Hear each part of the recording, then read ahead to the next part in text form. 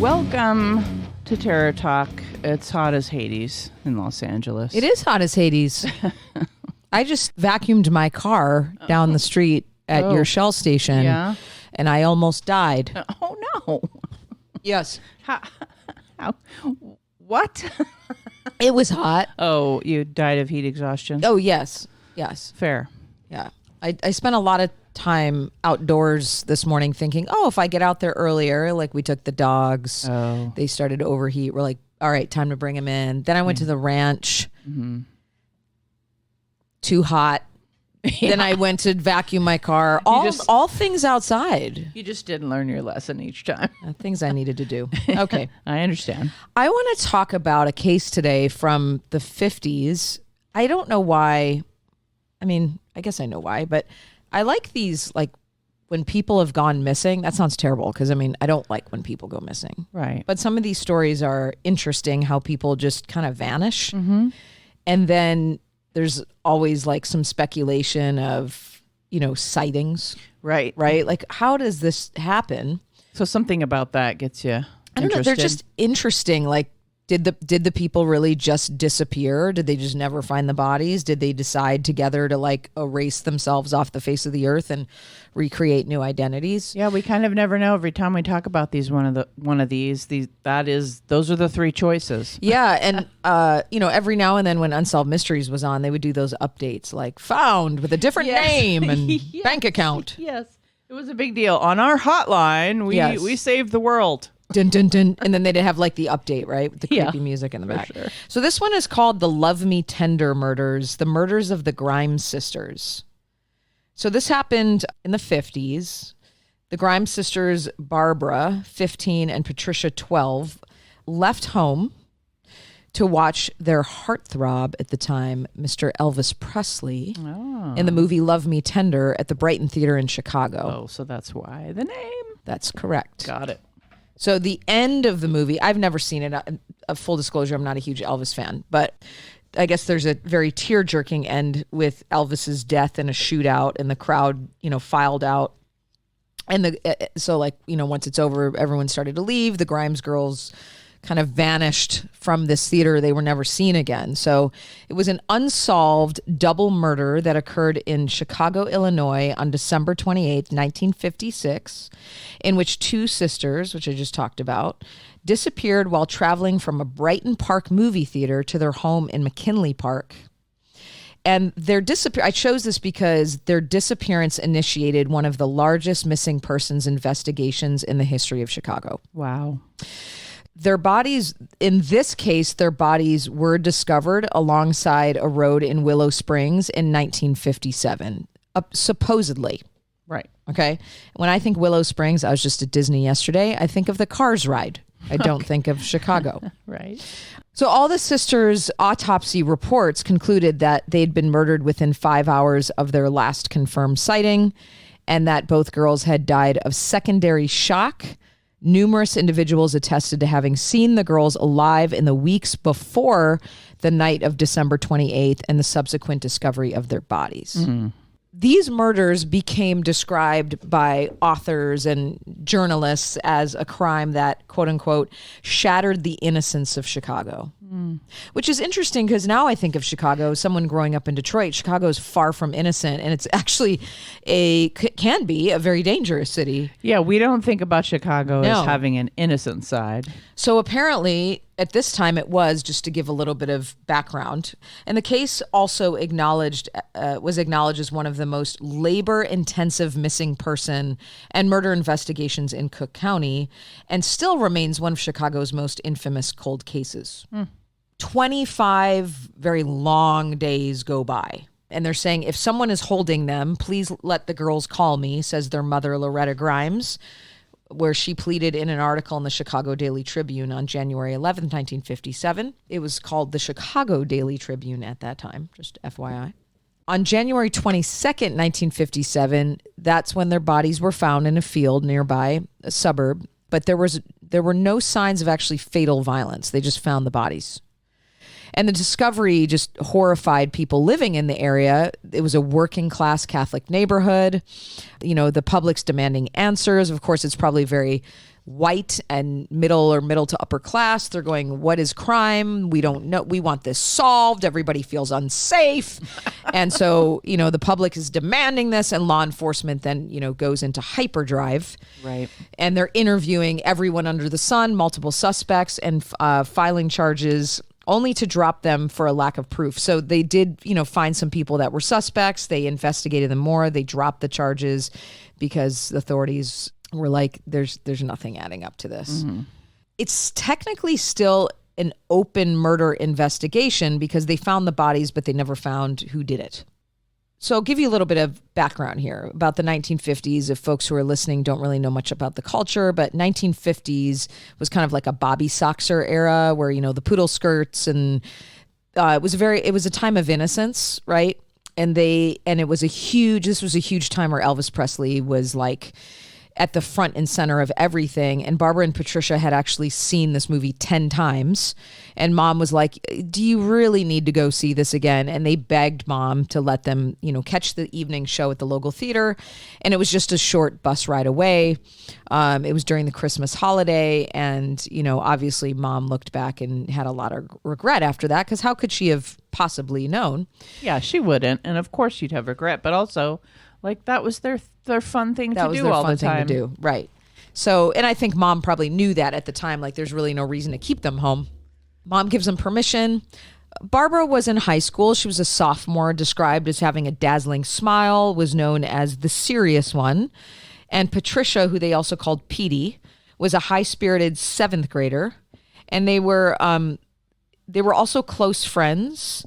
So they had a very close relationship. They did a lot together, says their former neighbor, Melanie Forgala.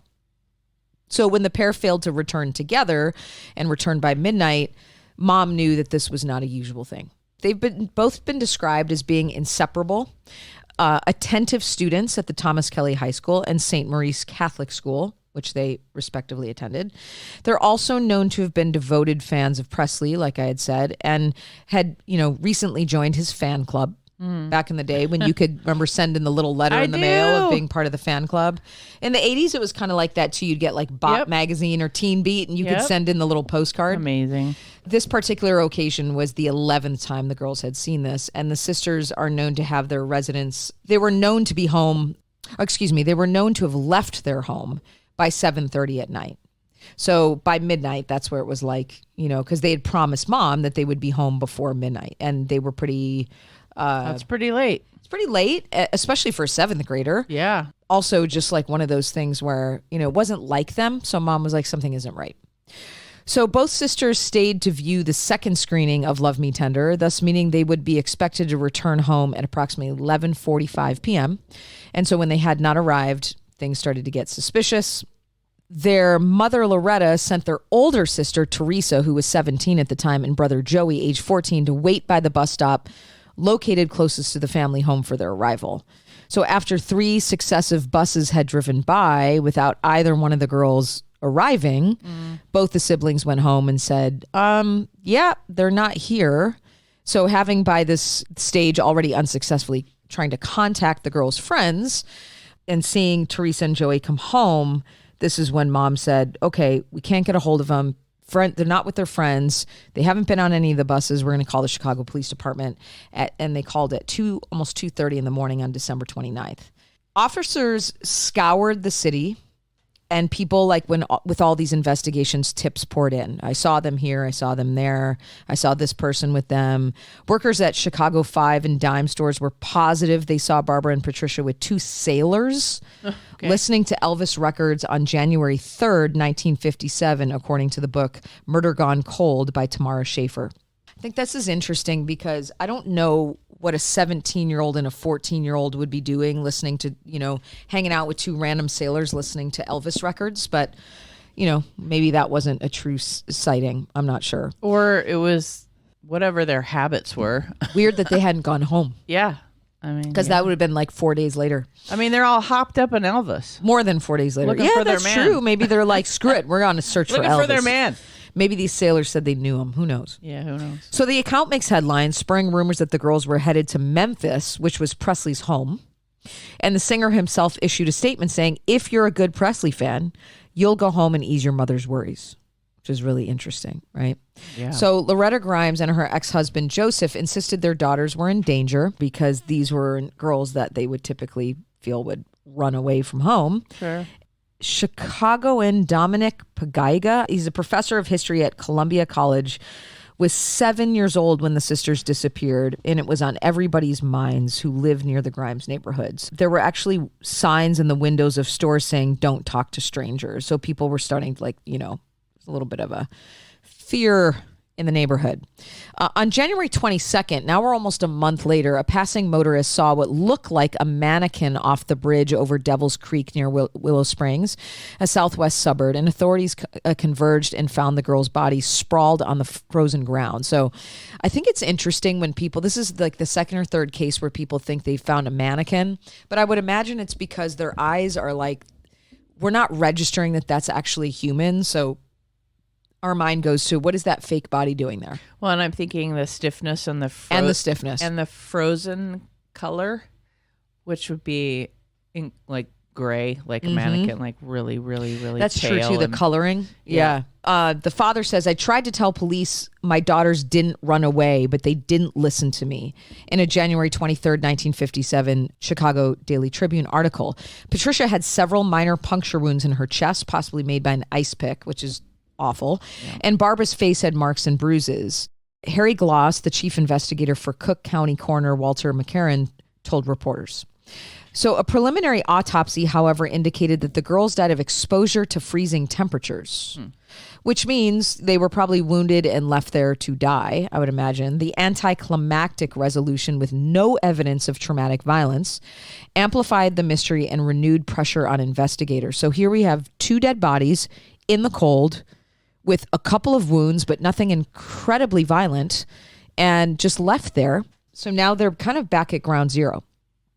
So again, you have the public going, I saw this person, I saw that person. So the tips start to happen again. And this included a cabbie's description of seeing the sisters on December 30th, 1956 at a Skid Row diner located on Chicago's Hardscrabble Madison Street with 2 men, one reportedly with sideburns like Elvis. So maybe these sailors. Yeah. Police pursuing the diner lead tracked down a younger drifter named Edward Benny Bedwell from Tennessee. Bedwell was 21 years old and was a former circus worker who had briefly served in the U.S. Air Force, and he had jobs at a factory and as a dishwasher when detectives picked him up for questioning. And so after several days in custody, he signed a confession on January 27, 1957, admitting that he had killed both girls with an accomplice by the name of Frank. It was Frank. Blame Frank. Benny and Frank. Benny and June. Okay. So as Bedwell told it, he and Frank met the girls at a Madison Street tavern on January 7th. They spent a week together shacking up at various hotels. Oh, okay. So you have a 7th grader and a high schooler. But on January 13th, after the girls resisted the men's advances, Bedwell and Frank knocked them unconscious, then dumped the sisters in a ditch. Oh, boy. This is what he's saying. Yeah. And he says, if I hadn't been drinking, I wouldn't have done what I'd done. And what I'd done, I didn't do intentionally. Okay. I like it. You gave him a voice. Probably what he sounded like. So Loretta Grimes vehemently denied her daughters would carouse with disreputable men.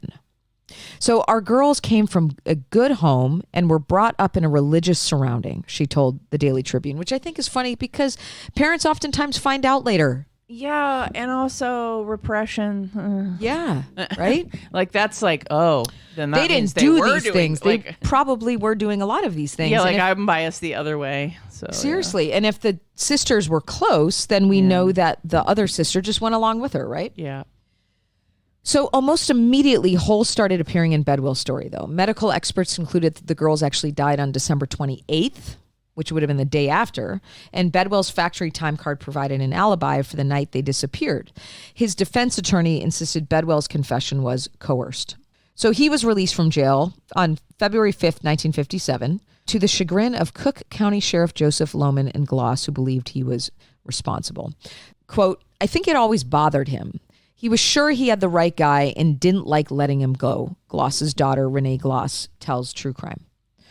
On February 14th, 1957, Gloss took matters into his own hands. The larger-than-life fedora-wearing tough son of a gun called a press conference at his family home. I can imagine that he was probably just like, no one's going to tell me I'm wrong. Get back in charge of this. Tell people what's going on. And then he gets on. He said, I insist these girls could not have died on December 28th and revealed lab results indicating that Barbara had been sexually molested. Oh. He knew and believed the girls were both raped. All of a sudden, we have this evidence now. Okay. Harry Gloss contended McCarran covered up evidence in deference to Loretta and to keep the sisters' reputation intact. Yeah. It's possible. Yeah. I also think he's full of shit. Yeah, but it's possible. There's that problem. The coroner held his own press conference the next day and fired Gloss, who continued like, dude, now you just want this story to be yours. Well, and also know and believed are two different things. It's like, which is it, sir? Do we know? We don't not know. We don't know. We don't know. You're just pretending. And then after the Bedwell debacle, several suspects emerged, but nothing stuck. So one was by, a man by the name of Charles Melquist, a suburbanite. Oh, He was found guilty in much maligned as Yes, suburbanites. Yes. Found guilty in 1959 of murdering another girl, Bonnie Lee Scott, who was 15. And her nude body was found November 1958 in a wooded area. Did she look like a mannequin? She did. Yeah. A few miles from where the Grimes data. sisters died. Yeah. It's proof. This is proof. No, they described her being around the same age and just a few miles away from where the Grimes sisters had died. So they're like, okay, it's a possibility. Authorities questioned him, but after police found, a list of girls, including young women from the Grimes neighborhood at his apartment, but that was the extent of their inquiry. So it looks like what happened there. So authorities questioned Melquist about Barbara and Patricia because the police had found a list of names of women or young girls that had been to his apartment in the past. But that was the extent. And so Ray Johnson, a former police officer and lecturer who writes for Chicago History Cop, thinks that Melquist played a role in the crime, but was protected because it ties to the Chicago mob. So when I look at this, I think of some of these other missing people or unsolved cases, even like when we talked about the Oakland County, right? Where it's like there were sex rings and trafficking going on and a lot of stuff was covered up. And so they never really identified the killer, and there's still this belief that it was the son of this executive. It sounds like in this situation that they did have an idea of who it was, but they were protecting some people, and that was controlled by the Chicago mob. Oh, gotcha. Johnson tells A&E, somebody still doesn't want this case to be solved. I know there's at least 3 people alive that know what happened that night. And I think in a lot of these cases too, that is true. We have corruption working with law enforcement. We know this goes back to before the turn of the century. This is, you have mobs, you have people who are influencing, giving a lot of money to law enforcement. We saw this through L.A. Noire. That's a great book that sort of dismantles the whole system. And also a lot of that was going on in Chicago, between Chicago and L.A. and at that time. So to me, this doesn't feel that far off. Right. Another theory is that the sisters died after a liaison with teenage boys from a local gang who took them for a ride and then abandoned the two. To me, that's also very probable. A local man told police he saw Barbara talking with youths in a car as Patricia watched the night they went missing. Oh, those youths. Yes. In the suburbs. Oh, God. Assholes. One of the boys reportedly told Barbara, "You'll be sorry." Oh. Yeah, that's not a smoking gun, but apparently. No, every teenager says that. But anyway. So some years after the tragedy, Forgala ran into Loretta Grimes, the mother, while shopping at a department store, and Grimes recognized her and the two chatted. And one of the first things Grimes said was, "Did you hear about my girls?" The mother died in 1989, and she never knew what happened. That's sad. I think when we look back at these cases from, I would say, prior to 1990, you have no GPS tracking, you have no DNA, you have very little understanding of the psychology of perpetrators like this. Yep. Right? This is before any of that profiling Before stuff was any happening. of that. And I internet. think There was no internet. Yeah, internet and databases. Phones. Everything was really word of mouth. And Yeah. so if you've seen the show, Shannon and I have watched and did an episode on it a few seasons ago. If you've seen the show Mindhunter, it goes into a lot of the early development of forensic psychology and how law enforcement used forensic psychologists to help build a system around profiling and identifying patterns of behaviors. And then obviously we did another episode on DNA and how all of this stuff collectively made these cases much easier to solve. And although we have cold cases still, they're much more sophisticated. It's because these killers now have figured out a way to hide the things now that would be searchable like DNA, or there's been some botched forensic scene where they've ruined evidence. But I think back in this day, there was a lot less helicoptering law enforcement and politics. So people just trusted law enforcement and politics, that there wasn't this corruption and they could get away with a lot more. Because to me, this feels like a pretty straightforward case to solve. It does. Yeah. It does feel straightforward. Yeah. And yet, it's not. They didn't follow up on a lot of the things, I guess. There's a lot of he said, she said. Random sightings. It's very Bigfoot-like. I It's almost, like there's not any the real data doesn't seem like real data. It's like mostly people just talking about it. I don't know. Well, and here's my thought. Like, you have this guy who has a list of these women. They are on his list. And then that's it? They just let him go? Yeah. I'd be like, can you give us more? Excuse me? They've been in your house. You're a grown-ass adult. Why have they been in your house? Yeah, it makes me think there's some sort of cultural aspect to what was happening. Like, when those kinds of things happen, it's usually... I don't know. Or I mean, that would be the one that makes the most sense with the mob. Right. Where there was something about this guy that they didn't push for more leave evidence. Him alone. Yeah. That's what it sounds like to me. Because I know if you're thinking about an investigation, at least a modern investigation, and there's evidence that 2 of the victims have been in your home and they're way too young to be spending time with you among a list of other girls. Okay. Even if you're not the killer, what's going on? Right. And why aren't you leading us to something else? No, absolutely. So the way it stands is they never arrested anybody. They never even arrested anyone, right? They never arrested anybody. And there's such a discrepancy around how long the girls had actually been dead. So they didn't even know. Like, the first guy who clearly had turned himself in even had the timeline wrong. And so if we're going with the whole mob mentality, it could be that they pressured this guy to falsely confess. He didn't do his homework. It didn't add up. It didn't work. They let him go. Yeah, we often have these unsolved cases where we talk about where there just wasn't enough evidence, people disappear, that kind of thing. But this feels like they had a bunch of leads and they intentionally let it go. Well, this is why it sort of feels like the Oakland County child killer. Mm-hmm. And one of the reasons I chose it was you have all this evidence and you have people going, clearly there's something in the way that they didn't want to solve this case. Because even for the 50s, if it's a small town, someone knew something. Yeah, and someone clearly wasn't there was speaking. some kind of... There's something we don't know. Maybe Elvis knew. Maybe. There's always something we don't know with the unsolved cases, but this feels like we don't even have the whole story, which is unfortunate. We don't even know what happened to them. Yeah. Their postmortem doesn't even add up. Yeah. Right? No, One was assaulted. Maybe she wasn't. I don't know. So really? Are we vague on that? The Love Me Tender murders. We didn't know how to do a autopsy then either, apparently. All right.